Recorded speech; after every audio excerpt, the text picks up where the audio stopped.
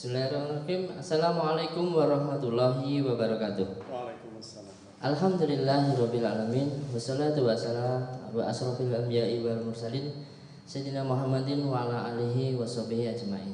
Amma ba'du. Alhamdulillah, puji syukur dari Allah Subhanahu wa taala yang mana pada malam hari ini kita bisa berjumpa kembali dalam saluran Sayap Dakwah TV dalam acara kajian interaktif. Selawat serta salam tak lupa kita haturkan kepada junjungan kita Nabiullah Muhammad Sallallahu Alaihi Wasallam, para sahabat, saudara dan juga orang-orang yang istiqomah di jalannya. Para pemirsa Sayap Dakwah TV yang saat ini sedang on air di channel YouTube Sayap Dakwah TV dan juga Facebook Sayap Dakwah. Alhamdulillah pada malam hari ini kita bersama-sama bisa bertemu kembali bersama saya Ayah David yang akan membawakan acara pada malam hari ini di dalam kajian interaktif, yang mana pada 2 pekan yang lalu kita telah bersama dengan Ustadz Hatta dalam kajian juga di seperti malam hari ini, yang mana di 2 pekan yang lalu kita mengambil sebuah tema yaitu tentang nikah mencari apa. Nah, tentunya ketika kita bicara tentang pernikahan maka di situ ada sebuah keluarga, dan di dalam keluarga tersebut tak kala keluarga tersebut sudah dikaruniai seorang putra atau putri, maka di sana seorang ayah akan berubah status menjadi seorang suami akan berubah status menjadi seorang ayah.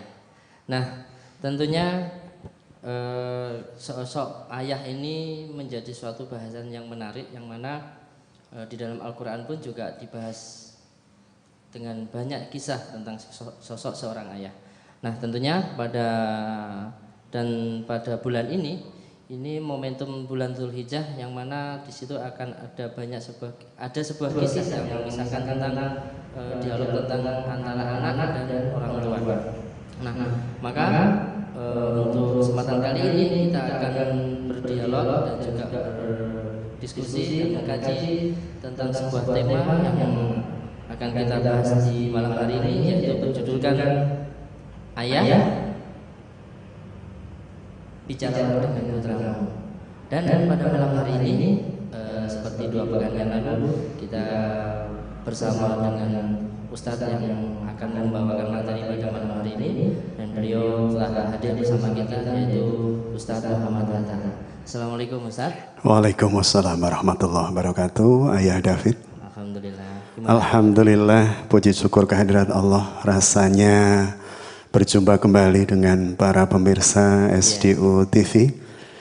Kita diberi kesempatan oleh Allah, sungguh ini sebuah karunia besar, dan kita berharap apa yang tersaji pada malam hari ini ada manfaat besar yang bisa diperoleh. Amin. Alhamdulillah. Bulan Dzulhijjah penuh berkah, penuh kebahagiaan. Insya Allah. Bulan ini jagal unta berapa? Iya, insya Allah kemarin menyembelih lembu dan kambing. Itu bagian dari pekerjaan setiap bulan Dzulhijjah untuk membantu takmir. Ya Ustaz, kalau kita bicara tentang bulan Dzulhijjah ini, momentum yang sering kita dengarkan adalah ada di sana sebuah dialog antara anak dan ayah. Iya. Nah, tentunya ini menjadi sebuah bahasan yang menarik untuk kita bahas. Dan nanti mungkin Ustadz bisa menyampaikan beberapa hal terkait dengan momentum ini. Tentunya nanti kita akan sambut dengan dialog dan interaktif dari para pemirsa Sayap Dakwah TV. Yang tentunya nanti para pemirsa Sayap Dakwah TV bisa mengajukan pertanyaan melalui komentar di channel YouTube maupun di Facebook. Itu sebagai awalan Ustadz bisa disampaikan atau dikisahkan. Iya, diberi prolog dulu seperti itu ya. Pembukaan ya. Iya. Betul Ustadz. Bismillahirrahmanirrahim. Assalamualaikum warahmatullahi wabarakatuh. Kepada seluruh pemirsa Sayap Dakwah TV yang pada malam hari ini mengikuti live streaming. Dan insya Allah tema malam hari ini sebagaimana yang disampaikan oleh Ayah David tadi adalah, wahai ayah, berbicaralah dengan putramu. Ini menjadi sesuatu yang menarik karena hari ini kita banyak melihat fenomena semakin jauhnya komunikasi antara ayah dengan anak Ayah David. Ya. Semakin jarangnya terjadi komunikasi antara ayah dengan anak. Padahal kalau kita sebagai seorang muslim, sebagai seorang mukmin, meyakini bahwa sebaik-baik tuntunan dalam hidup adalah Al-Quranul Karim. Sebaik-baik tuntunan di dalam kita mengarungi bahtera hidup adalah Kitabullah. Maka sungguh di dalam kitab suci Al-Quran, Allah Subhanahu wa Ta'ala memberikan sebuah gambaran kurikulum besar kepada kita untuk menggambarkan cara terbaik dalam mendidik buah hati. Salah satunya kalau kita lihat di dalam Al-Quranul Karim ada 17 ayat ya, yang secara khusus menyampaikan atau memberikan gambaran fragmen di mana orang tua berbicara dengan anak. Jadi ada 17 ayat ya di 9 surat itu yang berbicara atau menggambarkan tentang bagaimana orang tua berbicara dengan anak. Dari 17 ayat tersebut 14-nya berbicara tentang atau menggambarkan tentang ayah yang berbicara dengan anaknya. Jadi sekali lagi dari 17 ayat tersebut yang tersebar di 9 surat di dalam Al-Quranul Karim, itu 14-nya memberikan gambaran yang sedang berbicara dengan anak itu adalah ayah, bukan ibu. Bukan ibu. Ya? Bukan ibu. Kemudian 2 dari 17 itu baru ibu yang berbicara dengan anaknya. Sedangkan 1 ayat yang tersisa itu mengisahkan tentang orang tua yang berbicara dengan anak tanpa disebut namanya dan di masa siapa. Jadi sekali lagi yang menarik ternyata dominasi ayat-ayat yang memberikan gambaran kepada kita ya, tentang komunikasi antara orang tua dengan anaknya itu 14 kali Allah menyebut ayah berbicara dengan anaknya. Kalau bulan Zulhijjah seperti tadi disampaikan oleh ayah David, fokus kita pada sosok manusia luar biasa yang biasa kita sebut dengan Abul Anbiya wal Mursalin, ayah dari para nabi dan para rasul, Khalilur Rahman Ibrahim alaihissalam, yang berbincang dengan Ismail alaihissalam. Termaktub di dalam Al-Quran surah As-Saffat, surah ke-34, dari mulai ayat ke-102 dan seterusnya. Kemudian ada juga percakapan antara Nabi Yakub dengan sang putra. Ada juga perbincangan antara Nabi Yunus. Kemudian ada di sana Luqman yang kemudian kita sebut dengan Luqman Al-Hakim, sosok manusia yang teramat sangat bijak yang namanya diabadikan di dalam Al-Quranul Karim. Dan ternyata subhanallah beliau banyak mengajarkan kepada kita tentang bagaimana seorang ayah melakukan dialog dengan anaknya. Agar supaya kita lebih fokus, kita akan coba melihat satu persatu. Satu persatu seperti apa dialog antara ayah dengan anaknya. Yang pertama kita lihat sosok Nabi Ibrahim alaihissalam. Sosok Nabi Ibrahim alaihissalam ini adalah Nabi dan Rasul yang kecintaannya terhadap Allah teramat sangat luar biasa. Pengorbanan yang beliau serahkan untuk Allah atau di jalan Allah yang terbagi kepada masyarakat fuqara masakin semasa Ismail belum hadir itu demikian luar biasanya. Sampai kemudian beliau di dalam surah As-Saffat ayat ke-100 selama puluhan tahun bermohon kepada Allah, Rabbi habli minas salihin, Rabbi habli minas salihin. Sebentuk doa yang Ibrahim ajarkan kepada kita untuk tak pernah putus asa, berharap kiranya Allah menyambung langsungkan keturunan kita. Jadi ketika kemudian Nabi Ibrahim selama puluhan tahun berdoa bermohon kepada Allah, dan ini menunjukkan yang pertama jangan pernah lelah berdoa. Kemudian yang kedua mengajarkan kepada kita berdoa dan bermohon kepada Allah itu butuh istiqomah, butuh sabar, butuh keyakinan, dan itu kemudian diajarkan oleh Ibrahim kepada kita semua. Jadi betapa kemudian beliau terus melafadzkan doa Rabbi habli minas salihin sampai kemudian Allah Subhanahu wa Ta'ala memberikan hadiah kepada beliau melalui rahim Hajar, Ibunda Hajar, seorang putra ayah David. Jadi yang bernama Ismail. Ketika kemudian sang putra lahir, tentu gegap gempita, kegembiraan dalam hati itu pasti luar biasa. Bisa dibayangkan puluhan tahun berharap memiliki putra dan kemudian diijabah oleh Allah, maka kegembiraannya pasti luar biasa. Pada saat kegembiraan itu luar biasa, justru kemudian Allah berkehendak menguji manusia yang mendapat julukan sebagai Khalilur Rahman ini, sang kekasih Allah. Jadi kalau ayah David, saya, kita semua, Mas kameramen dan seluruh pemirsa Sayap Dakwah TV, berkehendak untuk menjadi orang yang terangkat derajatnya atau termuliakan, siap-siap saja dapat ujian. Nah, begitu Ayah David. Ini logika syariatnya. Jadi ketika seseorang bertambah tinggi derajat kedudukannya, maka di saat yang sama ujian yang dia akan dapatkan juga tinggi juga. Tinggi, sebagaimana Nabiullah Ibrahim. Lah pada saat kemudian diminta oleh Allah Subhanahu wa taala, diperintahkan untuk membawa putranya dengan sang istri Ibunda Hajar di sebuah lembah yang disebut dengan Bakkah, ya, di Bakkatil Mukarramah, lembah Bakkah yang Allah memuliakannya, tandus gersang tanpa oase, di situ ditinggal. Belasan tahun kemudian kembali berjumpa dengan anak yang usianya sudah menginjak remaja. Di sini kita belajar sebuah dialog luar biasa antara seorang ayah dengan anak. Dan kita juga belajar dari kisah Ibrahim ini betapa posisi ayah, ya. Posisi ayah bagi sebuah keluarga itu memiliki porsi yang cukup besar. Jadi porsi yang cukup besar. Dari mulai misalnya Allah Subhanahu wa taala di dalam surah An-Nisa, ya. Surah An-Nisa ayat 34 itu Allah menyampaikan tentang posisi laki-laki dalam keluarga. Ar-rijalu qawwamuna 'alan nisa. Bahwa seorang laki-laki itu wajib menjadi pemimpin bagi rumah tangganya. Jadi kalau kita kemarin berbicara tentang nahkoda dari bahtera rumah tangga, itu posisi laki-laki. Dan di sana dia berkewajiban untuk bisa menjaga istri, bisa menjaga anak. Dilanjutkan dalam At-Tahrim ayat 6 dari api neraka. Berarti ayah itu memang junah. Ayah itu perisai yang akan melindungi, yang akan meneduhkan, ya, dan seterusnya. Dan catatan kecil, ya, dalam bahasan ini adalah seringkali kita mengatakan bahwa madrasatul ula. Ibu itu madrasah pertama bagi seorang anak, tapi seringkali kita lupa kelanjutannya.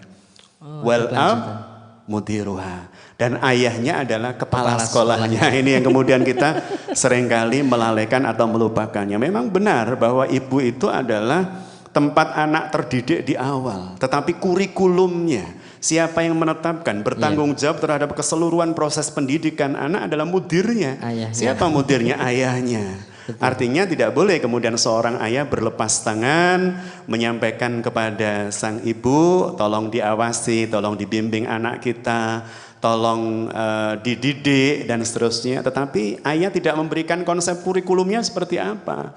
Bahwa anak ini harus diajar seperti ini, kemudian materinya seperti ini dan seterusnya. Ini tanggung jawab besar dari seorang kepala sekolah. Dan Ibrahim memberikan contoh kepada kita kesempurnaan seorang kepala sekolah.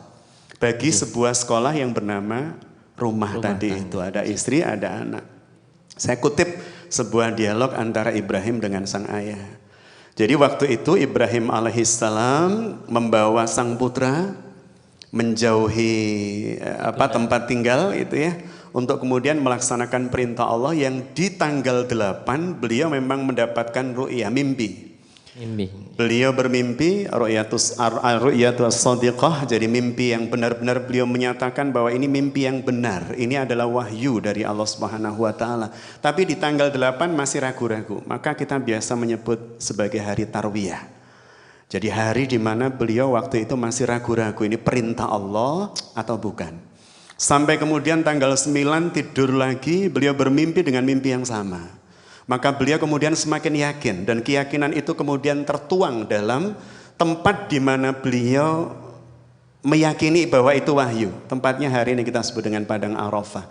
Arafah, orang yang mengetahui makrifat, ya, orang yang memahami, orang yang menyadari ini benar-benar perintah Allah, maka kemudian beliau melakukannya terhadap sang putra. Yang perlu kita garis bawahi dari kisah ini, ketika Allah Subhanahu wa taala melihat Ibrahim mulai mencintai sang putra dengan cinta yang luar biasa. Maka taruhan bagi seorang beriman adalah Allah akan menguji secinta apa dia terhadap anaknya dan secinta apa dia terhadap aku. Karena Allah adalah zat yang tidak mau diduakan. Allah adalah zat yang tidak mau, ini kalau dalam bahasa gaul anak sekarang, diselingkuhi. Allah itu zat yang maha esa, zat yang maha tunggal, zat yang maha pencemburu. Sehingga ketika kemudian hati Ibrahim mulai terkontaminasi cintanya dengan sang anak, maka kemudian Allah mengujinya dan kita tahu Allah Maha tahu itu ya, Allah Maha mengerti, Allah Maha memahami seperti apa kualitas keimanan seorang Ibrahim. Maka diujilah Ibrahim dengan perintah menyembelih anaknya Ismail alaihissalam sudah ditidurkan. Kemudian Ismail ditanya oleh Ibrahim, ini detik-detik dialog yang luar biasa antara seorang ayah dengan anak. Waktu itu Nabiullah Ibrahim bertanya kepada sang putra, wahai anakku, itu ya, wahai anakku, fandur madza tara, bagaimana pendapatmu ketika Allah memerintahkan aku untuk menyembelih engkau dalam rangka untuk menguji seberapa cintaku kepada Allah dan seberapa cintaku kepadamu. Ini bahasa yang saya perluas ya agar supaya lebih mudah untuk memahami. Maka kemudian jawaban dari Ismail alaihissalam, ini anak mau disembelih, pisau sudah disiapkan dan anak faham tahu bahwa selepas itu atau sesaat lagi lehernya akan dilukai dengan pisau yang dipegang oleh ayahnya. Kalau kemudian pertanyaan itu ayah David diberikan oleh Ibrahim di masa milenial ini, bertanya kepada sang putra, tadi malam aku bermimpi, nak, bahkan 3 hari bermimpi sampai yaumun nahar, bahwa ayahmu diminta menyembelih kamu, nak. Itu bisa jadi jawaban remaja milenial. Pak, saya itu belum nikah, saya masih itu sekolah, belum kuliah. Yang sudah makan asam garam kehidupan panjenengan itu pasti malaikat Jibril terbalik mewahyukan. Bisa jadilah itu. Salah alamat. Nah, itu bisa jadi seperti itu. Tapi kita lihat jawaban dari seorang anak yang luar biasa. Ismail alaihissalam mengatakan, ya abadi, wahai ayahku, if'al ma tu'mar, lakukan jika itu memang perintah Allah. Satajiduni insyaallah minas sabirin. Dan insya Allah panjenengan wahai ayah akan menemui saya sebagai anak yang sabar, sebagai anak yang halus, sebagai anak yang mencintai Allah, sebagai anak yang berbakti pada jenengan. Ada sebuah pertanyaan besar, bagaimana kemudian dialog ini bisa terjadi. Kita berbicara dialog ini padahal rahasianya adalah jauh sebelum dialog ini terjadi. Jadi kenapa Ismail bisa menjawab seperti itu? Kenapa Ibrahim tatak untuk mengatakan kepada sang putra? Artinya sang ayah ini pasti sudah memahami dan mengetahui kapasitas keimanan anaknya. Betul. Dan untuk sampai pada pengetahuan itu pasti sang ayah adalah ayah yang perhatian terhadap sang putra. Seperti itu gambaran awal diskusi pada malam hari ini ayah David dan seluruh pemirsa Sayap Dakwah TV. Masya Allah. Jazakallah Ustaz, sebagai awalan itu tadi cukup merinding akhirnya mendengar ceritanya Ustaz. Ya, sebelum saya lanjutkan, mungkin bagi para pemirsa Sayap Dakwah TV dimanapun Anda berada, bisa mengajukan pertanyaan langsung saat ini juga melalui kolom komentar di channel YouTube Sayap Dakwah TV atau di Facebook di Sayap Dakwah. Bisa langsung tulis di komentar sana, insya Allah nanti akan kita tanggapi.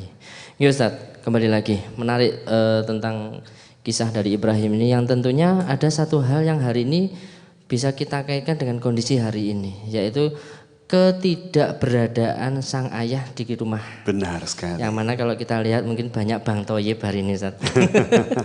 yang banyak. Jarang pulang di rumah, tapi kenapa di zaman dahulu di zamannya Ibrahim tersebut mampu menghasilkan anak-anak yang seluar biasa Ismail, yang tentunya di rumah tinggal hanya ada Ibunda Hajar yang pada saat itu tentunya tidak ada nafkah yang diberikan atau bahkan sendirian, tapi hari ini kita nafkah sudah dikasih, tapi ditinggal seperti itu. Mungkin ada rahasianya di sana.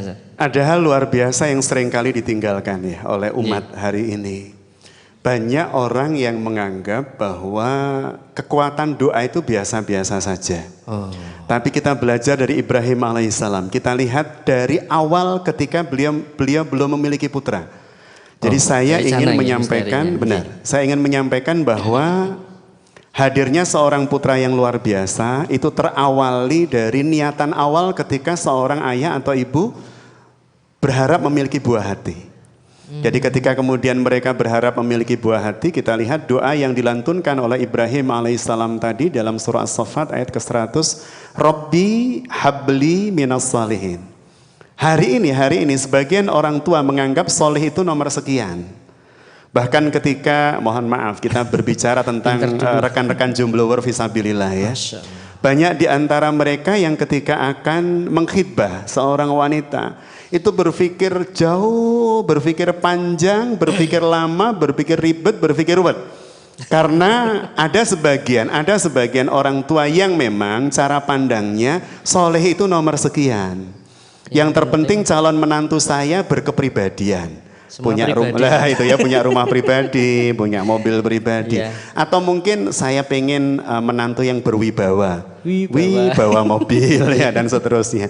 Jadi ini menjadi masalah ya, menjadi masalah. Padahal Ibrahim mengajarkan kepada kita yang terpenting dari anak yang kita punya adalah kesolehan, yaitu nomor satu. Kesolehan. Dan itu tidak bisa ditawar, tidak bisa ditawar. Itu yang pertama. Jadi melalui doa. Kemudian yang kedua. Tadi saya sampaikan jangan pernah pisahkan hadirnya sosok anak seperti Ismail tanpa kita melibatkan firman Allah dalam An-Nisa ayat 34. Bahwa sejatinya yang paling bertanggung jawab atas keseluruhan proses pendidikan anak itu ada pada ayah. Dan sang ayah sudah menitipkan kurikulum itu kepada ibunya. Pada saat kemudian Ibrahim alaihissalam meninggalkan Hajar bersama sang putra.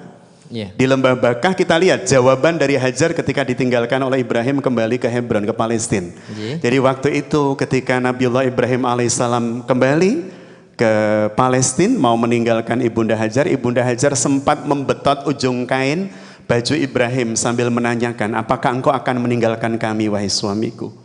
Ibrahim tak mampu menjawab, tubuhnya tertunduk, kepalanya sudah menghadap utara, menangis ya. Kemudian ditarik untuk kedua kali, apakah engkau akan meninggalkan kami di sini wahai Ibrahim?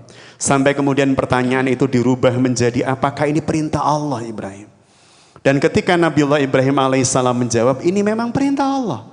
Maka sang istri baru kemudian mengatakan, jika ini perintah Allah kembalilah. Karena Allah tidak akan menyia-nyiakan saya. Ini berarti seorang qawam, seorang suami yang telah mampu mendidik istri dengan konsep tauhid yang luar biasa. Artinya Ibrahim adalah sosok ayah yang sangat bertanggung jawab, suami yang bertanggung jawab. Sehingga pada saat beliau akan meninggalkan sang istri dengan sang anak, sudah membekali diri dengan kurikulum tauhid yang nantinya akan ditransfer oleh sang ibu kepada anaknya. Maka tanpa kehadiran ayah hari itu, si ibu tetap menghadirkan ayah dalam kurikulum yang diterapkan kepada anak. Bisa jadi kalau hari ini si ibu akan mengatakan pada anaknya, adik, yuk sholat jamaah sudah adzan loh nak. Ayah kemarin udah pesen loh. Dan alhamdulillah ayahmu pasti gembira hari ini kalau ibumu mengabarkan, ayah anakmu hari ini sholat berjamaah. Artinya ayahnya tidak ada, tapi kehadiran ayah selalu muncul dalam kalimat ibu ketika mendidik anak. Ayahmu akan senang nak ketika engkau begini. Ayahmu akan bangga nak. Ayahmu senantiasa mendoakanmu nak. Ayah seakan-akan senantiasa hadir dalam kehidupan anak. Dan itu adalah bagian dari sejatinya dialog itu ya, atau apa pesan-pesan yang senantiasa tersampai ayah kepada anaknya. Seperti itu ayah David. Menjadi menarik Ustaz. Artinya kalau sampai sang Nabi Ibrahim ini bisa menyampaikan kurikulumnya kepada sang istri. Berarti di sini menjadi sebuah tugas istri atau menjadi sebuah kewajiban bagi sang istri yang mana tak kalah ini sudah berkeluarga. Terus kita alhamdulillah dikaruniai putra mungkin seperti itu. Berarti perencanaan atas pendidikan itu banyak harus dikomunikasikan dengan sang suami. Benar sekali. Dan kalau saya melihat berarti perintah atau ketaatan juga atas apa yang menjadi kurikulum itu menjadi mutlak. Benar sekali. Jadi ada karena masalahnya tidak ringan untuk bisa menjalankannya, apalagi dengan posisi ditinggal seperti itu. Benar sekali. Jadi ada sebuah catatan penting ya buat kita semua. Kenapa Ibunda Hajar rela ditinggal satu, yang kedua kenapa Ibunda Hajar mampu mengucapkan kalimat seperti itu, dan yang ketiga kenapa Ibunda Hajar mampu mengaplikasikan kurikulum Ibrahim kepada Ismail. Iya. Sebagai jawaban yang paling pokok ya dari keseluruhan pertanyaan tersebut adalah karena Ibrahim telah mampu memposisikan dirinya sebagai suami yang layak dipercaya. Artinya menjadi penting bagi setiap suami untuk memantaskan diri dipercaya oleh istri. Ketika suami itu bepergian kemana dan kemana, maka sang istri tidak khawatir. Dia tetap yakin di tempat manapun suami berada pasti doa-doanya terkirim untuknya, terkirim untuk anak-anaknya. Demikian pula ketika hari ini kita berbicara gadget, maka sang suami bisa setiap hari misalnya mengirim pesan kepada anaknya, apakah via video call atau yang lain, seperti itu Ayah David. Ya, sebelum kita lanjutkan dari operator, sudah ada pertanyaan masuk? Ada, oke, nanti kita tunggu pertanyaannya. Baik, sebelum ke pertanyaan Ustadz, jadi memang kalau kita simpulkan lagi Ustadz, memang kembali lagi nyambung menjadi materi kita yang di 2 pekan yang lalu. Iya. Berarti visi sebuah keluarga ini juga harus ditanamkan sejak awal-awal pernikahan. Benar sekali. Sehingga nanti katakanlah direncanakan kalau kita sudah punya anak, Dik, nanti kita akan seperti ini. Jadi konsep rencana grand design keluarga juga perlu ditanamkan dan dibuat sejak awal-awal pernikahan. Benar, dan posisi ayah itu menjadi teramat sangat penting di sana. Jadi ada sebuah pertanyaan ya kebetulan di World FB kami dari seorang mas itu ya yang menanyakan, kenapa kok ketika saya menyampaikan sesuatu kepada anak saya sulit dipercaya oleh anak saya? Jadi ketika seorang ayah ngomong dengan anak, kalimat-kalimatnya itu oleh anak reject, ditolak itu ya. Di-reject, ya. Nah, kira-kira kenapa kok terjadi seperti itu? Artinya tadi kita belajar dari Nabiullah Ibrahim alaihissalam ya. Bagaimana kalimat-kalimat beliau bisa diterima oleh anak, diyakini oleh anak, dipercaya oleh anak. Catatannya yang pertama, seorang ayah harus memantaskan dirinya untuk dipercaya oleh seorang anak, seorang istri. Jadi seorang suami harus memantaskan diri. Memantaskan diri dalam apa? Keimanan, ketakwaan, tanggung jawab ya, dan seterusnya. Sehingga kemudian setiap kalimatnya itu menjadi kalimat yang seperti mantra. Ini contoh Pak David ya. Kalimat ayah itu seperti bom yang bisa membumi hanguskan kebaikan atau keburukan buat anak. Ya, pernah dengar. Pernah dengar ya, baik. Ada sebuah kalimat begini. Ketika seorang ibu ya dari mulai pagi ya sampai malam itu ya, misalnya ngomong sama anaknya, adik kalau dengar suara adzan misalnya gitu ya, suara adzan sholat nak. Pokoknya kalau dengar suara adzan matikan televisi sholat. Dengar suara adzan matikan handphone sholat dan seterusnya. Hari itu ayahnya pulang malam dengan capek dan seterusnya, ayahnya duduk di sofa berada depan TV ya. Waktu itu waktu Isya. Ketika kemudian waktu Isya ya, si anak ini pada saat subuh mendengar suara ibunya, pokoknya kalau dengar suara adzan sholat. Zuhur dengar suara adzan sholat. Asar dengar suara adzan sholat. Maghrib dengar suara adzan sholat. Isya, ayahnya pulang. Ketika ayahnya pulang kemudian adzan berkumandang, Allahu Akbar, Allahu Akbar.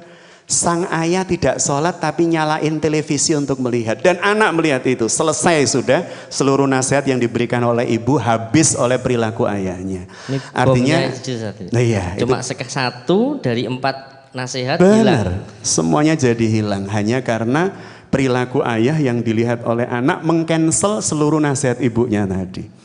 Jadi ini menjadi sesuatu yang sangat penting bagaimana seorang ayah bisa menunjukkan kredibilitas di hadapan anaknya bahwa saya layak engkau jadikan contoh wahai anakku untuk setiap ucapan ibumu. Nak, makan dengan tangan kanan. Mak, makan dengan tangan kanan. Ibunya terus bilang begitu. Ayahnya pulang, datang, buka kulkas, minum dengan tangan kiri sambil berdiri. Sudah habis, selesai. Sudah. Itu, ya. Itu gambarannya Pak Nabi. Jadi itu posisi penting dari seorang ayah di hadapan anak. Akhirnya berarti mengerucut lagi Ustaz, bahwasanya ayah adalah sosok teladan akhirnya. Benar. Bahwa ayah harus menjadi toladan yang pertama dan utama bagi seorang ayah, anak itu ya. Anak, karena seperti yang kemarin juga 2 pekan lalu kita bahas bahwasanya 1000 kalimat 1000 kalimat kalah tajam ya, dengan sayatan 1 kali perilaku atau perbuatan. Betul. Itu. Ini Ustaz, ada sebuah pertanyaan yang masuk, mungkin kita bahas sejenak. Bahwasanya ada pertanyaan. Assalamualaikum Ustaz.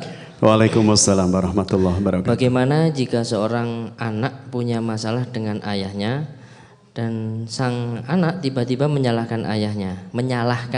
Iya. Kemudian sang ayah dan anak sama sekali tidak berkomunikasi. Bagaimana cara mengatasinya? Yang pertama memang harus lihat variabel masalah. Maksud saya begini, ini anaknya usia berapa, itu ya.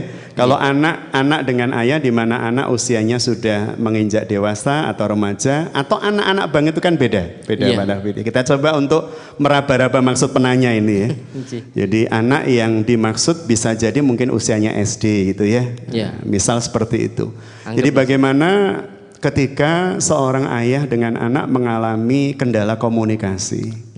Jadi sang anak menyalahkan ayahnya atas sebuah peristiwa. Sayangnya peristiwa kan tidak didetailkan di situ ya. Sejatinya kita berharap masalahnya bisa lebih detail sehingga jawaban juga mungkin bisa lebih fokus itu ya. Kita membuat perumpamaan. Ingin saya Ustaz, ada lanjutannya. Oh gitu, oke saya. Lantas bagaimana cara membuat anak agar bisa nurut dengan ayahnya? Soalnya sang anak ini sejak kecil tidak pernah nurut dengan nasihat ayahnya. Sepertinya variabelnya jadi bertambah. Yang pertama terlihat sekali dari pertanyaan tersebut, ayahnya pengen diposisikan di posisi benar. Ini mana gitu ya. Yang salah memang anak. Jadi ketika ada komunikasi antara orang tua dengan anak, yang pertama harus kita petakan ya, sumber masalahnya. Makanya ketika kita tidak mengetahui sumber masalahnya, kita menjadi meraba-raba. Ini sebenarnya yang dimasalahkan apa antara ayah dengan anak. Katakan, kita buat sendiri contohnya. Kita buat sendiri, misal hari itu sang ayah melihat kakak dan adik bertengkar, anaknya ya, ada kakak adik bertengkar. Ketika kakak dan adik bertengkar, ayahnya melihat sang adik menangis. Adik menangis tanpa bertanya apa penyebabnya, langsung yang disalahkan si kakak. Waduh, kakak itu kan harusnya ngalah, kakak itu kan harusnya mau berbagi, kakak itu kan harusnya ini dan itu. Ada kakak di sini. Langsung ini kakak yang hebat ya di hadapan kita nih. Jadi si ayah langsung menyalahkan sang kakak tanpa kemudian meng-cross check permasalahannya apa. Yang terjadi pasti apa? Sang kakak merasa diperlakukan tidak adil. Ketika sang kakak diperlakukan tidak adil, maka kemudian sang kakak menyalahkan ayah. Ayah tidak adil, ayah tidak tanya dulu sama kakak, ayah kenapa langsung nyalahkan kakak dan seterusnya. Nah, ketika kemudian si kakak ya tetap tidak mendapatkan penjelasan yang memuaskan buat dia, akhirnya dia ngambek, nggak mau ngomong dengan sang ayah. Nah, misal masalahnya begitu, karena kita nggak tahu ini seperti apa gambaran masalahnya dari pertanyaan ini. Jadi kalau kemudian masalahnya seperti itu, maka yang pertama sang ayah memang harus mengklarifikasi terhadap anak itu ya, apa yang membuat dia tidak puas dengan sikap sang ayah.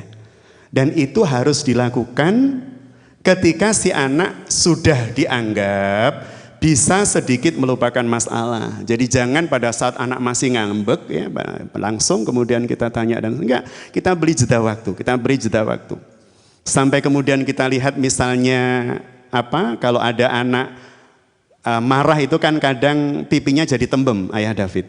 Pipinya jadi tembem begitu ya, dan seterusnya, matanya jadi melotot ya, pundaknya jadi naik ke atas. Maka sang ayah lihat dulu tuh bahasa tubuh anaknya, amati. Sampai ketika kemudian pundak mulai turun, mungkin kerut di kening sudah mulai hilang gitu ya, dan seterusnya. Itu saat untuk dikonfirmasi masalahnya. Apa toh nak yang salah dari ayah ketika ngomong tadi? Ini menjadikan anak merasa nyaman dengan kalimat apa toh nak yang salah dari ayah tadi. Artinya si ayah mendudukkan posisinya pada posisi yang membuat anak nggak nyaman. Apa yang salah dari anak sih? Apa ayah sih nak? Dan seterusnya. Sampai kemudian si kakak mau bercerita. Baru kemudian kita bisa memetakan itu ya, lebih memetakan. Kalau begitu ayah minta maaf nak ya. Berarti ayah tadi memang salah. Ayah minta maaf sama kakak. Ayah doakan semoga kedewasaan kakak, kesabaran kakak mendapat buah surga dari Allah. Itu akan membuat dia tersenyum menatap kita dan merasa bahwa ayahku adalah ayah yang adil dalam bersikap. Gitu ya Der. Itu gambarannya. Kakaknya ada di sini Ustaz. Nggih.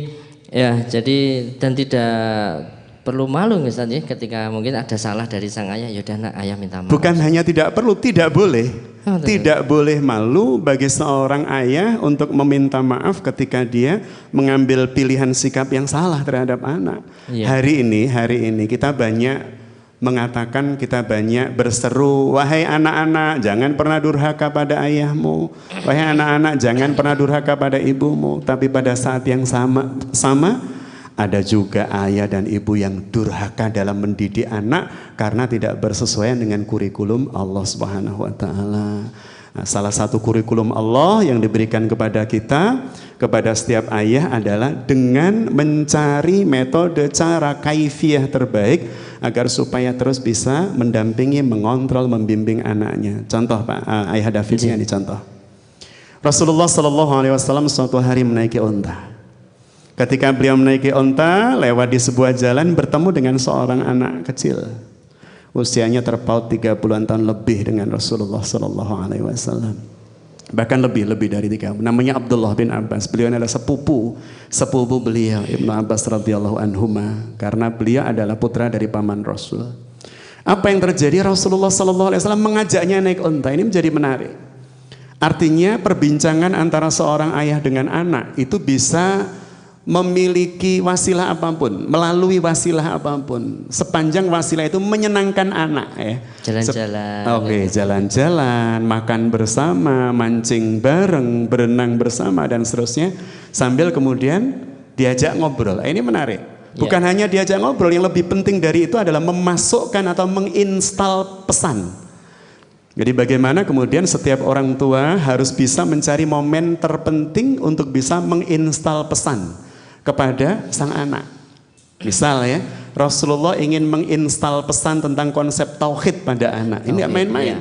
Anak masih usia belum dewasa, belum remaja, tetapi kemudian Rasul menginstal pesan tauhid yang dalam bahasa kita mungkin bahasa dewasa hari ini. Tapi kemudian Rasul sampaikan kepada anak dan kita meyakini melalui ilmu neuroscience yang mungkin kita kita pelajari. Subhanallah, ternyata apa-apa yang didengar anak di waktu kecil itu akan tersimpan di alam bawah sadar. Yang suatu saat ketika dia dewasa tinggal mencari memori tersebut, tinggal mengait memori tersebut untuk dikeluarkan dan dimaknai dan diterjemahkan. Jadi Rasulullah mengajak Abdullah bin Abbas naik unta beliau, kemudian memesankan kepada beliau, ihfaduka yahfaduk, jagalah Allah maka Allah akan menjagamu dan seterusnya. Ini pesan berat, tetapi Rasulullah menyampaikan dengan cara yang sangat jitu, dengan wasilah yang sangat luar biasa. Anak bisa menerima dengan nyaman. Ya, dalam ilmu neuroscience dikatakan ketika seseorang itu nyaman, maka pemahaman atas sebuah pelajaran akan sangat mudah dia dapatkan dibanding kalau tegang, metenteng itu pasti akan sulit, pasti akan sulit ya, pelajaran bisa diterima. Seperti itu ayah David. Jazakallah Ustaz. Itu pertanyaan kita yang pertama. Semoga mewakili, karena juga kalau dilihat dari pertanyaan memang perlu data untuk kita telaah lagi karena variabelnya banyak. Baik, ini masuk ke pertanyaan yang kedua Ustaz. Ini ada pertanyaan yang masuk. Ustaz, bagaimana jika seorang ayah tidak mampu berperan sebagai penentu keputusan? Sebagaimana perannya sebagai pemimpin dalam rumah tangga. Ini sedang disaksikan putranya. Dan ini ketidakmampuan ini disaksikan putranya. Live ya, ini bahkan lebih live dibanding hari ini. Ini kalau saya pernah mendengar itu satu kata yang hari ini cukup harus kita hindari adalah terserah mama. Ini kalimat yang harus kita hindari, apalagi di depan anak-anak kita. Kalau terserah mama mungkin di belakang saja. Seperti itu. Dan Mas kameramen langsung terasa ini. Bisa jadi hampir semua laki-laki masuk dalam komunitas organisasi suami-suami takut istri itu ya. Jadi yang menarik begini, ketika kemudian pertanyaan tadi mengarah pada fokus kepemimpinan seorang suami dalam rumah tangga. Bagaimana kalau seorang suami tidak bisa menjadi penentu, penetap kurikulum dan seterusnya di dalam sebuah rumah tangga, dan itu live, anak melihat langsung. Ketika misalnya si anak bilang, "Ma, jadi papa Beli sepatu jadi beli enggak? sepatu apa enggak? Ya terserah mamamu. Nah besok kita makan apa enaknya menunya? Ya terserah mamamu. Pak, kita berlebaran Idul Adhanya tanggal sekian atau sekian, terserah mama. Ini tentu kecelakaan pada keluarga ya. Yeah. Artinya seorang ayah tidak bisa mendudukkan posisinya pada qawam yang seharusnya. Bagaimana caranya?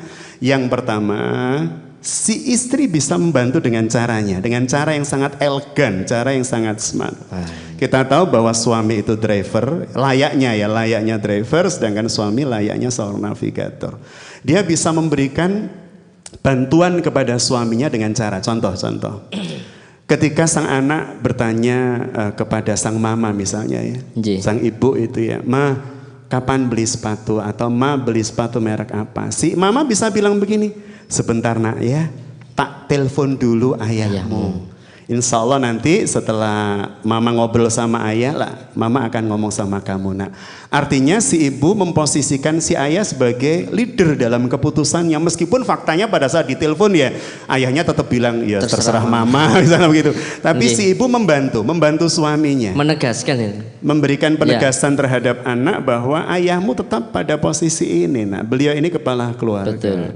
Sehingga kemudian si ibu secara tidak langsung membantu, mensupport, mendorong, memotivasi suaminya untuk bisa menjadi pengambil keputusan. Walaupun bisa jadi di belakang keputusannya juga terserah mama. Terserah mama.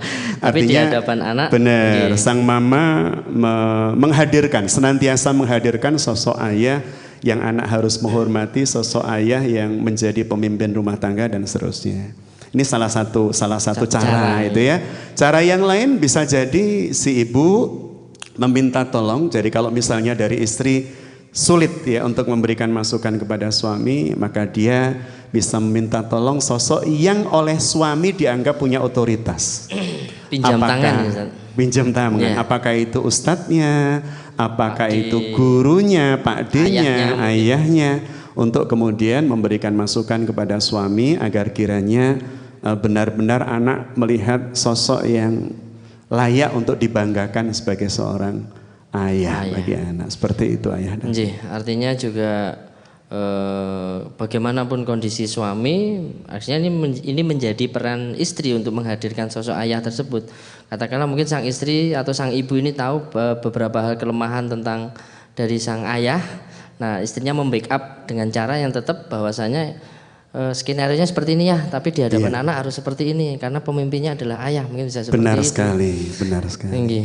Baik, sebelum kita lanjutkan para pemirsa Sayap Dakwah TV, sekali lagi saya sampaikan bahwasanya masih ada kesempatan untuk bisa menyampaikan pertanyaan, langsung ditulis di kolom komentar di channel YouTube Sayap Dakwah TV atau di Facebook di Sayap Dakwah. Nah, langsung ditulis di komentar situ. Di sana nanti admin di sini akan menyampaikan pertanyaannya kepada kami. Ini Ustadz, kita lanjutkan dari Ibrahim tersebut. Tentunya satu hal yang hari ini meskipun kondisi yang sangat berat di hari-hari ini, ada hal yang ini bisa kita mungkin bisa dijelaskan lagi bahwasanya tak kala Nabi Ibrahim ini mengharapkan kehadiran sang anak. Di sana ada sebuah keinginan yang kuat untuk bisa mendapatkan anak karena untuk melanjutkan keturunan. Nah, ada hal yang ini menjadi sebuah inti yang bisa jadi ini bisa dilakukan siapa saja mungkin di tengah-tengah keterbatasan, yaitu doa, Ustaz. Iya. Ya, artinya mungkin bagi para pemirsa Sayap Dakwah TV mungkin bisa diberikan beberapa referensi doa yang mungkin ini dilakukan atau digunakan oleh Ibrahim tak kala mengharapkan sebuah idealnya keluarga. Iya. Jadi Nabiullah Ibrahim alaihissalam ini memang uswah dan qudwah dalam banyak sisi, keluar biasaan beliau. Tentu tanpa menafikan bahwa sebaik-baik makhluk yang dicipta oleh Allah dan uswah serta tauladan kita adalah Rasulullah Muhammad SAW. Dan itu kemudian oleh Allah dimunculkan pada saat kita membaca kalimat tasyahud. Dua nama ini muncul. Yang pertama adalah Rasulullah Muhammad SAW dan yang kedua adalah Nabiullah Ibrahim alaihissalam. Dan tak hanya disebut nama tetapi juga keluarganya. Kita bersalawat atas keluarganya. Maka kita coba untuk belajar lebih lanjut pada beliau ya, berkait dengan doa misalnya.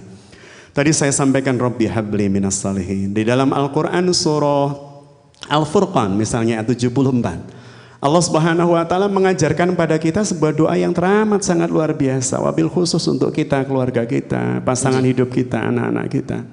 Allah mengajarkan sebuah doa, Rabbana hablana min azwajina wa dhurriyyatina qurrata a'yun waj'alna lil muttaqina imama. Dan tentu untuk menjadikan seorang anak qurrata a'yun tak cukup hanya berdoa. Ibunda Hajar mengajarkan kepada kita, habis air susu, habis air untuk minum anaknya, beliau tak cukup hanya bermohon dan berdoa pada Allah, tetapi melakukan proses ikhtiar yang luar biasa, berlari dari Safa Marwah sampai 7 kali, sampai kemudian Allah menetapkan solusinya dengan hadirnya atau munculnya Zam-Zam di luar trek beliau berlari.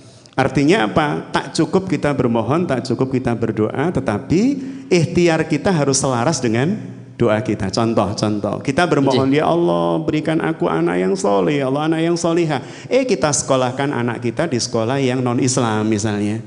Kita sekolahkan anak kita di sekolah yang jelas-jelas labelingnya bukan labeling Islam misalnya ya, dan seterusnya. Atau contoh yang lain, ketika kita berharap anak kita menjadi anak yang soleh itu ya, punya keturunan yang soleh.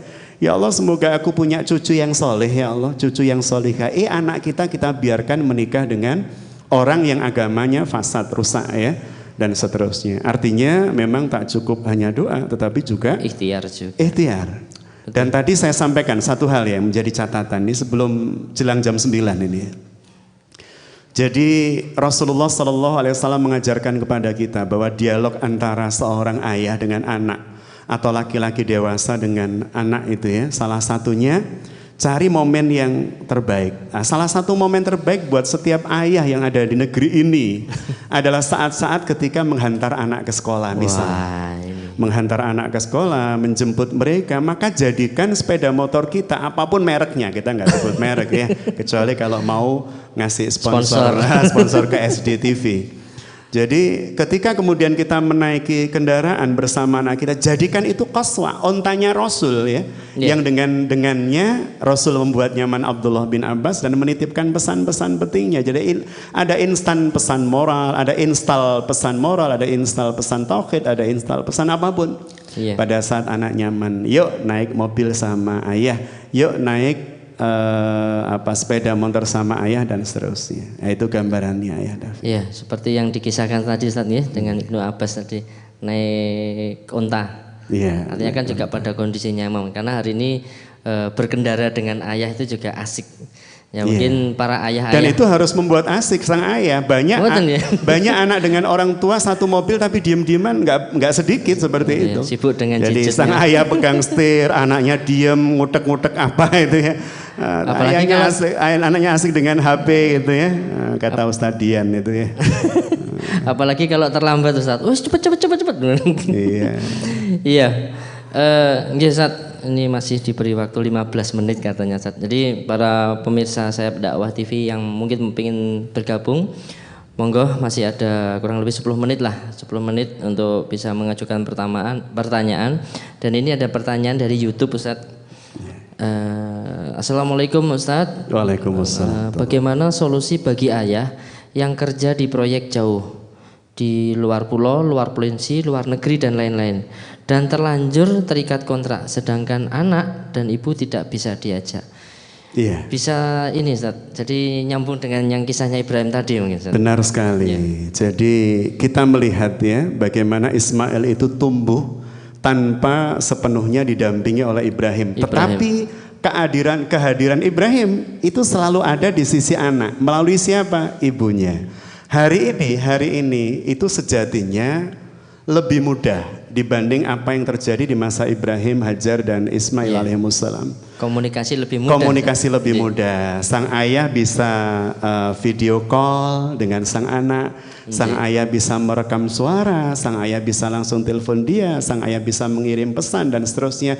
Bahkan sang ayah bisa menitipkan sekian banyak hal bermanfaat buat anaknya melalui apa misalnya untuk pengiriman barang-barang itu Pak David ya. Ekspedisi. Melalui ekspedisi. Jadi ketika sang ayah tahu misalnya tanya pada ibunya, si adik ini pengen sedang apa? menekuni apa? Menekuni apa? Dia suka dengan apa? Katakan misalnya olahraga, katakan sepak bola atau badminton atau yang lain. Maka ayahnya kemudian mencarikan apa-apa yang kemudian menjadikan bakat minat anak ini bisa berkembang dengan iming-iming ya, atau dengan apa namanya ya? Hadiah. Ya, iming-iming hadiah yang senantiasa mengingatkan dia dengan Allah. Adik, ini ayah belikan raket untuk main bulu tangkis bersama ini. Oh, ini langsung dari sana, produknya bagus, bla bla bla bla bla. Adik, ya, oke. Kalau misalnya adik mau berlatih biar segar, sehat, bisa menjaga ibadah, bantu mama dan seterusnya, insya Allah nanti kalau ayah pulang akan bukakan tabungan umroh, misal begitu. Dan ayah akan isi 20 juta atau berapa.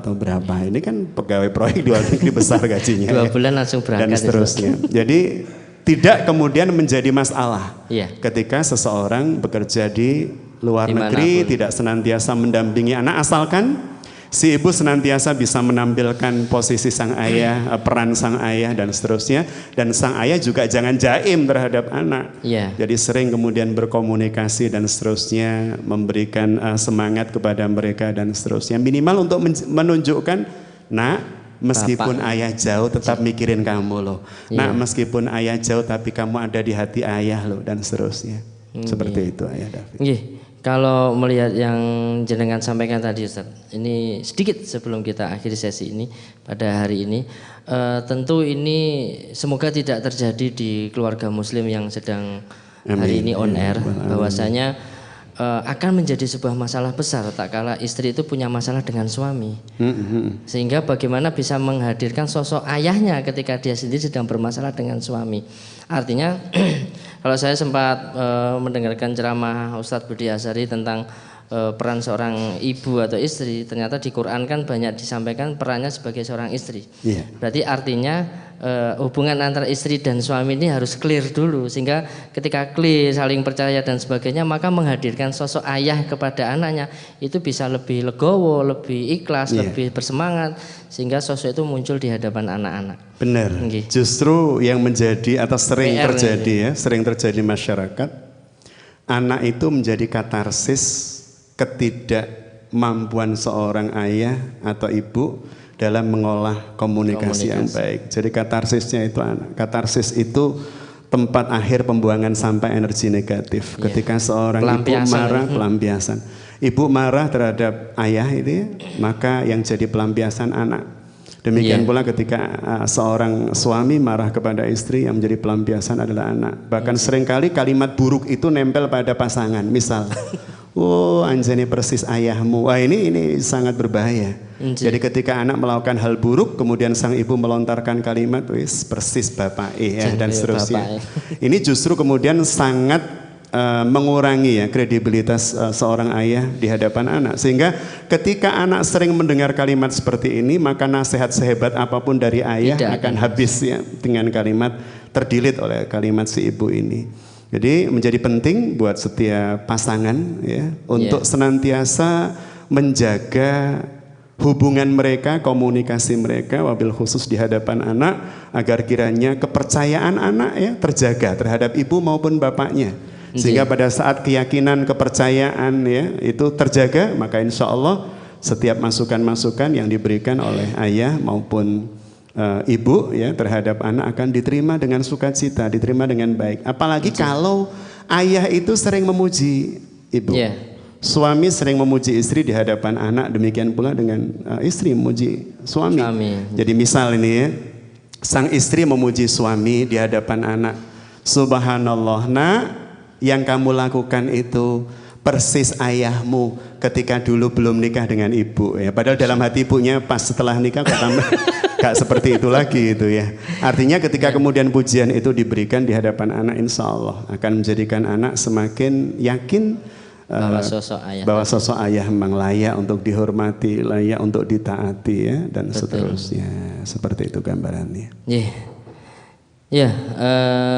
Alhamdulillah ini tadi diskusi kita pada malam hari ini Ustaz. Semoga kiranya membawa manfaat dan juga keberkahan. Amin, dan ya tentunya Allah. memberikan bekal buat kita sebagai para ayah ini. Amin, ya Mas Allah. kameramen ayah ya. Seperti itu. Ya, mungkin sebelum kita akhir Ustaz, kami minta untuk memberikan Kesimpulan benang merah besar, dari benang merahnya, kisah ya. para Ibrahim dan tentunya dikaitkan dengan kondisi keluarga hari ini. Betul Ustaz.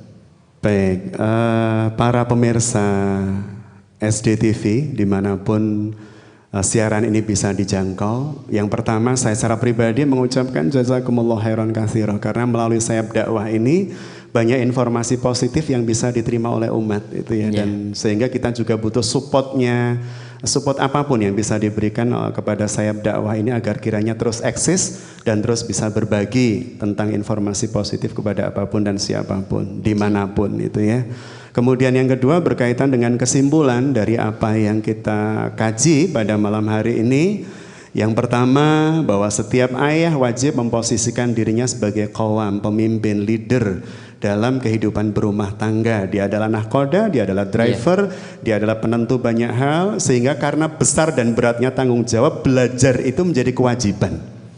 Belajar itu menjadi kewajiban bagi setiap ayah. Agar kiranya menjadi ayah yang kelak ketika pulang menuju Allah, posisi keayahannya itu bisa mensurgakannya, jadi bisa menyurgakannya. Kemudian yang kedua, pesan bagi setiap ayah, gunakan setiap kesempatan yang kita punya untuk menginstal kebaikan pada diri anak dengan cara atau kaifiyah terbaik, ternyaman buat anak.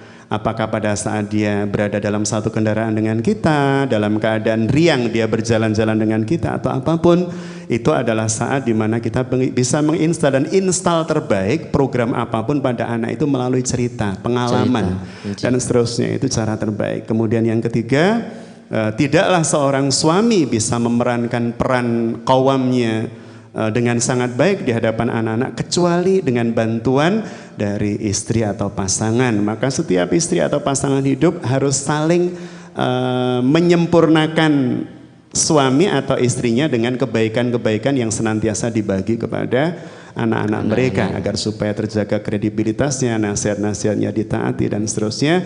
Dan pada akhirnya jangan pernah remehkan doa, jangan pernah remehkan doa. Karena doa sekecil apapun sepanjang hati kita tersambung saat melafatkannya dengan Allah, maka insya Allah dia akan menjadi awal dari kebaikan dan keberkahan rumah tangga kita. Demikian mungkin pesannya. Masya Allah. Amin. Jazakallah Ustaz atas apa yang bisa kita diskusikan pada malam hari ini. Baik, para pemirsa Sayap Dakwah TV dimanapun Anda berada, demikian tadi dialog kita dan kajian kita pada malam hari ini, yang insya Allah tentunya kita akan berjumpa kembali pada tema-tema yang tentunya seputar kekeluargaan, yang semoga kiranya keluarga ini bisa kita bertemu lagi di surganya Allah Subhanahu wa Ta'ala. Amin ya Rabbal Alamin. Untuk itu mungkin saya akan akhiri pada kajian pada malam hari ini. Saya Ayah David, mohon maaf kalau ada khilaf dan kurangnya. Benarnya itu semata-mata karena Allah Subhanahu wa Ta'ala. Kita akhiri. Subhanallahumma wa bihamdika asyhadu an la ilaha illa anta astaghfiruka wa atubu ilaik. Sekian, assalamualaikum warahmatullahi wabarakatuh. Waalaikumsalam warahmatullahi wabarakatuh. Masih belum menjangkau Nabi Yakub.